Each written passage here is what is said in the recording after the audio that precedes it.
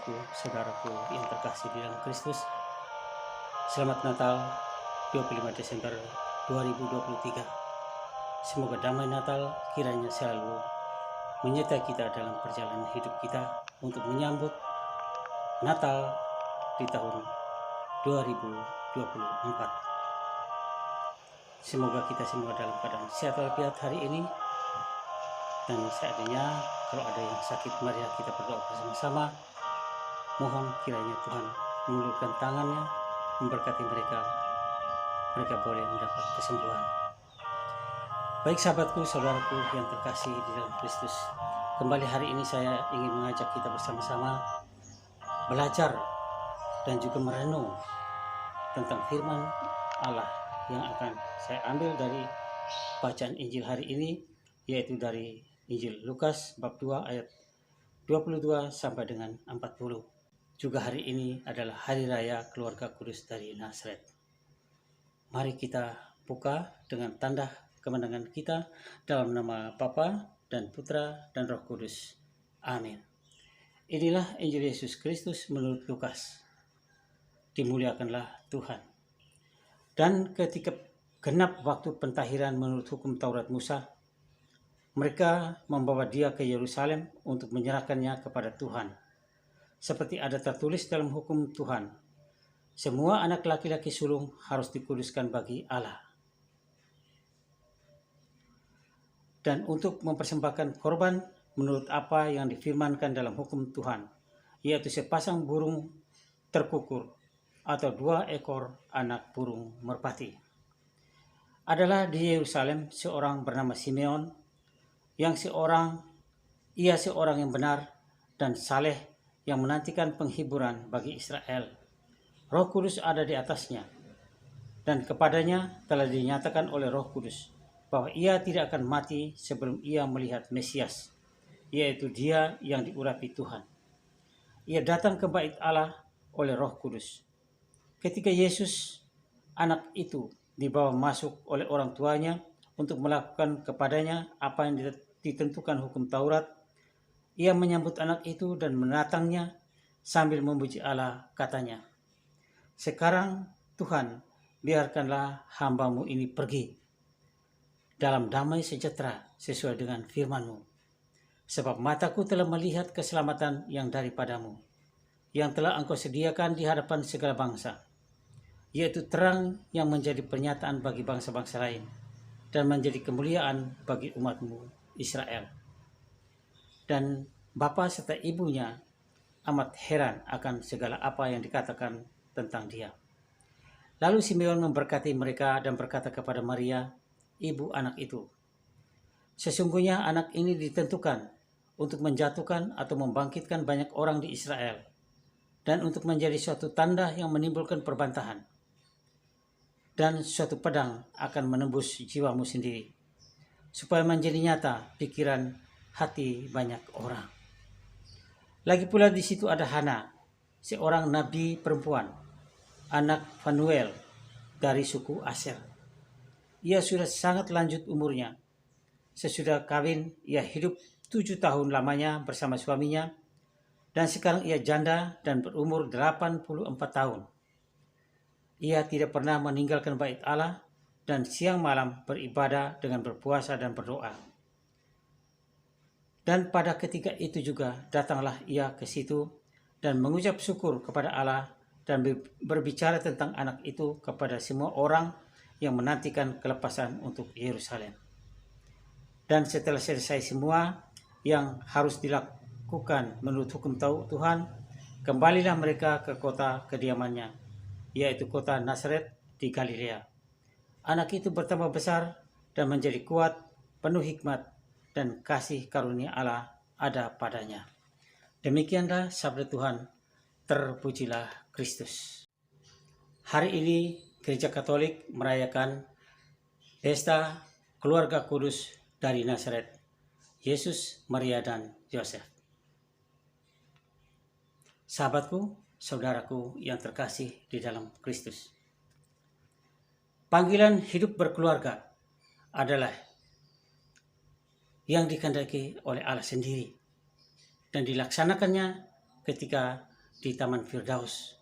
Setelah Allah menciptakan segala sesuatu, Ia menciptakan Adam dan Hawa dan mempersatukan mereka menjadi satu daging, menjadi satu keluarga kecil, dan diberi tugas untuk merawat, menjaga, mengurus, memelihara Taman Firdaus, dan untuk melanjutkan karya penciptaan Allah di atas muka bumi ini.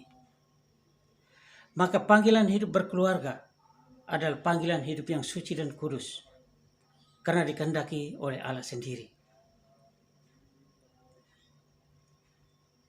Hal ini juga ditunjukkan oleh keluarga kudus dari Nazaret, keluarga kecil, Yesus, Maria, dan Yosef.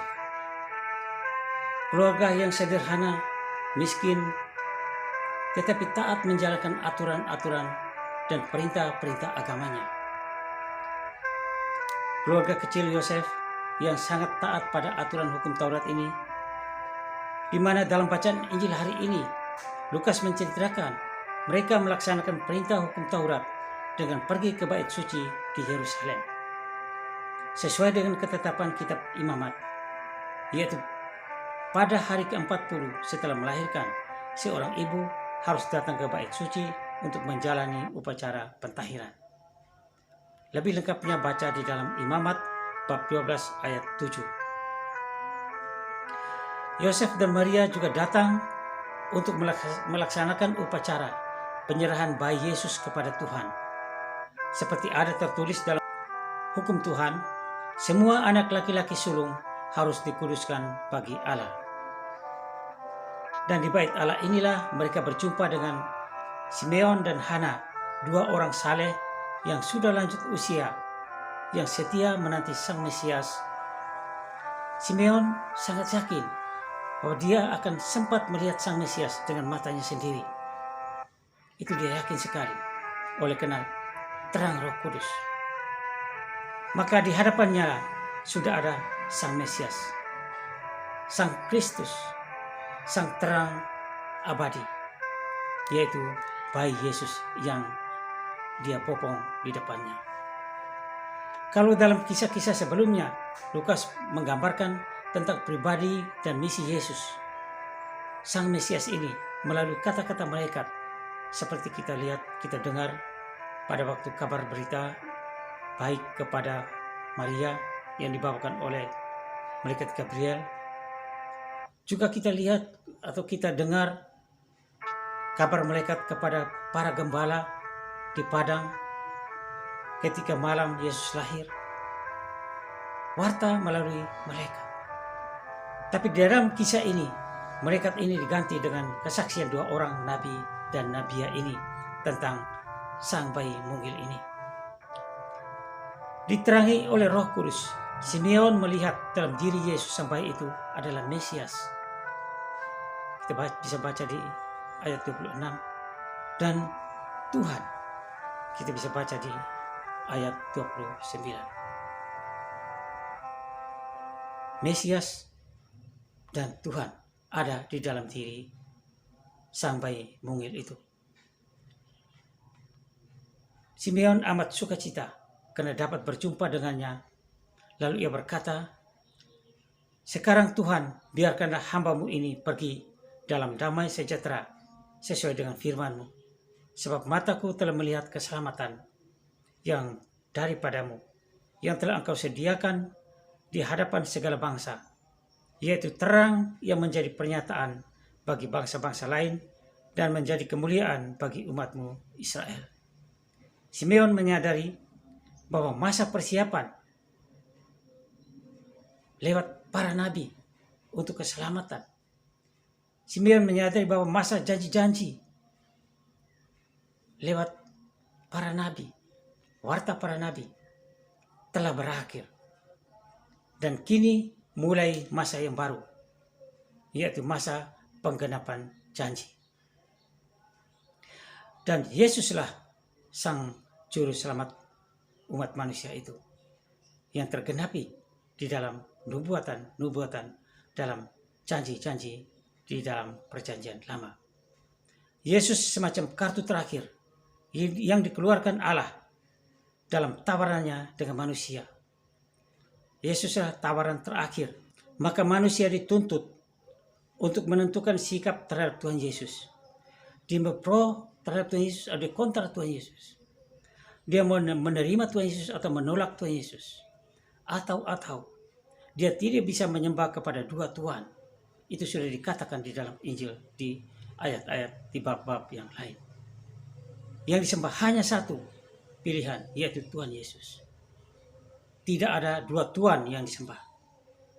Lalu Simeon berkata kepada Maria tentang sang bayi Yesus. Sesungguhnya anak ini ditentukan untuk menjatuhkan atau membangkitkan banyak orang di Israel dan untuk menjadi suatu tanda yang menimbulkan perbantahan. Dan satu pedang akan menembus jiwamu sendiri, supaya menjadi nyata pikiran hati banyak orang. Sahabatku, saudaraku yang terkasih di dalam Kristus. Keluarga Kudus Nazaret, keluarga yang kecil, sederhana dan miskin, tetapi tulus di hadapan Tuhan. Namun dia banyak mengalami pergolakan di dalam hidupnya, penuh ancaman, penuh penderitaan di dalam perjalanan hidup mereka. Sejak mengandung Yesus, Maria sudah mengalami gejolak di dalam hidupnya, tantangan-tantangan di dalam hidup keluarga mereka, cemoohan orang-orang di sekeliling mereka. Bahkan sampai dengan Yesus lahir pun penuh dengan lika-liku, ancaman dan penderitaan yang mereka alami. Tiada tempat penginapan bagi Maria untuk melahirkan Yesus. Yosef dan Maria harus mengungsi ke Mesir untuk menghindari ancaman Raja Herodes yang bengis. Tetapi keluarga yang beriman, keluarga yang taat, tulus, tetap melaksanakan aturan agama, tetap melaksanakan hukum Taurat, sabar setia, penuh penyerahan diri kepada sabda dan firman Tuhan. Aku ini hamba Tuhan, terjadilah padaku menurut perkataanmu. Maria melaksanakan apa yang telah ia janjikan kepada Tuhan dengan segenap hati. Walaupun mereka miskin, Yosef dan Maria masih berani mempersembahkan segala apa yang mereka miliki untuk Tuhan. Yesus, bayi mungil mereka mempersembahkan untuk Tuhan di dalam bait suci. Walaupun miskin, mereka tetap mempersembahkan sepasang burung terkukur di bait suci. Yosef dan Maria menempatkan Tuhan sebagai prioritas hidup mereka. Mereka menempatkan hidup rohani di atas prioritas yang lainnya. Yesus, Maria, dan Yosef berhasil menjadi keluarga kudus dari Nazaret yang menjadi contoh teladan keluarga-keluarga di dunia ini. Keluarga kudus yang menyinari kebahagiaan walaupun dalam penderitaan. Keluarga kudus yang menyinari sukacita, rukun dan damai walaupun dalam kekalutan hidup. Sabar, penuh kasih sayang, saling membantu, saling menolong. Terus mau berkorban apa saja untuk Tuhan. Dalam pesta keluarga kudus di saat ini, gereja mengajak kita para keluarga Katolik secara khusus untuk meneladan keluarga kudus dengan sikap hidup sederhana, rukun, sabar, damai sejahtera, saling mengasihi, penuh penyerahan diri kepada penyelenggaraan Tuhan. Gereja Katolik mengajak kita untuk hidup mencontoh keluarga kudus dari Nazaret, Yesus, Maria, dan Yosef. Tindakan Maria dan Yosef untuk menyerahkan Yesus kepada Tuhan menjadi contoh iman bagi kita untuk selalu berani mempersembahkan hidup kita, selalu mempersembahkan karya-karya kita, kerja kita, profesi kita, hasil karya kita. Kita berani mempersembahkan apa saja yang terbaik di dalam hidup kita bagi Tuhan. Ketika Tuhan menghendaki apapun yang terbaik, kita harus persembahkan untuk Dia. Dan kita berani menempatkan Tuhan sebagai prioritas hidup kita. Berani menempatkan hidup rohani kita di atas prioritas yang lain. Juga kita tetap harus taat, setia, sabar, terus melangkah dengan penuh penyerahan diri kepada Tuhan. Jangan sampai kita pelit, jangan sampai kita kikir untuk berbagi kasih dengan sesama, untuk mempersembahkan segala apa yang miliki kepada Tuhan.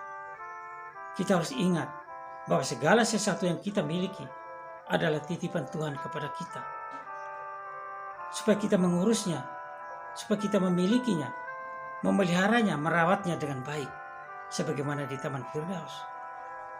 Allah menyerahkan Taman Firdaus kepada Adam untuk mengurus dan memeliharanya, merawatnya. Jangan kita seperti keluarga kecil, manusia pertama di Taman Firdaus, Adam dan Hawa, yang sejak dahulu berusaha untuk menjadi sama pintar dengan Allah, yang sejak dahulu berusaha untuk mempunyai kuasa sama seperti Allah, karena mereka jatuh dalam godaan setan. Akhirnya juga mereka hancur dalam kesombongan, dalam keangkuhan mereka. Inilah yang kita harus hati-hati. Kalaupun keluarga kita ada masalah, ada problema di dalam hidup ini, antara suami istri, antara orang tua dan anak, antara kakak beradik, saudara, dan sesama teman. Mungkin ada sebagian itu biasa, mungkin ada sebagian itu sangat berat di dalam hidup ini. Yang penting harus kita ingat adalah jangan pernah lepas dari doa. Hanya melalui doalah kita bersatu dengan Tuhan. Hanya di dalam doalah kita masih mempunyai harapan di dalam hidup ini. Karena dengan doa kita berkomunikasi, kita bersatu dengan Tuhan. Di dalam doalah kita mengungkapkan segala apa yang kita hadapi. Tuhan tidak membiarkan kita berjalan sendiri. Tuhan selalu menyertai kita. Inilah yang menghibur kita. Penderitaan apapun yang kita hadapi, kita harus ingat, Tuhan tidak akan memberikan kita yang selalu indah, selalu muluk, selalu bahagia. Tuhan Yesus justru menyatakan, barang siapa mau mengikuti aku, ia harus memanggul salib. Ia harus menyangkal diri dan memanggul salib. Tapi satu hal yang membahagiakan kita dalam memanggul salib, dalam penderitaan di dalam keluarga kita, dalam hidup kita di dalam keluarga, adalah bahwa Tuhan selalu menyertai kita sampai pada akhir zaman. Di saat kita menderita, ingat Tuhan bersama kita. Sahabatku, saudaraku yang terkasih, Paus Paulus ke-6 dalam amanatnya mengatakan, rumah Nazaret itu sekolah. Betapa senangnya saya menjadi anak kembali dan mulai sekolah lagi di sekolah sederhana dan luhur di Nazaret. Ya, inilah rumahnya Yesus, Maria, dan Yosef. Rumah keluarga kudus. Kita keluarga Katolik tidak perlu malu-malu menjadi anak kembali dan mulai sekolah lagi di sekolah sederhana dan luhur di Nazaret, yaitu keluarga kudus dari Nazaret. Kita sekolah dengan meneladan, dengan belajar contoh teladan hidup mereka, supaya kita terapkan di dalam hidup, di dalam keluarga kita. Banyak hal yang kita dapat belajar dari sana sebagai pedoman hidup kita, keluarga Katolik menuju tanah air terjanji. Keluarga kudus dari Nazaret, Tuhan Yesus, Bunda Maria, dan Yosef, doakanlah kami. Amin. Demikianlah renungan kita hari ini. Mari kita tutup dengan doa bersama. Marilah kita berdoa. Ya Bapa, semoga kami para domba dan murid Kristus setia selalu meneladan, mencontoh kehidupan keluarga kudus dari Nazaret, agar kiranya keluarga-keluarga Katolik boleh hidup dalam rukun dan damai, sukacita, bahagia, penuh penyerahan diri kepadamu Tuhan, sebagaimana teladan suci, teladan kudus dari keluarga kudus Nazaret, Tuhan Yesus, Bunda Maria, dan Santo Yosef. Semuanya demi untuk kemuliaan nama-Mu. Ya Bapa, ya Allah kami, ya Tuhan kami. Amin. Kemuliaan kepada Bapa dan Putra Roh Kudus, seperti pada permulaan, sekarang, selalu, dan sepanjang segala abad. Amin. Terpujilah keluarga kudus Nazaret, Tuhan Yesus, Bunda Maria, dan Santo Yosef. sekarang dan selama-lamanya. Amin. Semoga Tuhan Yesus Kristus selalu memberkati kita semua. Dalam nama Bapa dan Putra dan Roh Kudus. Amin.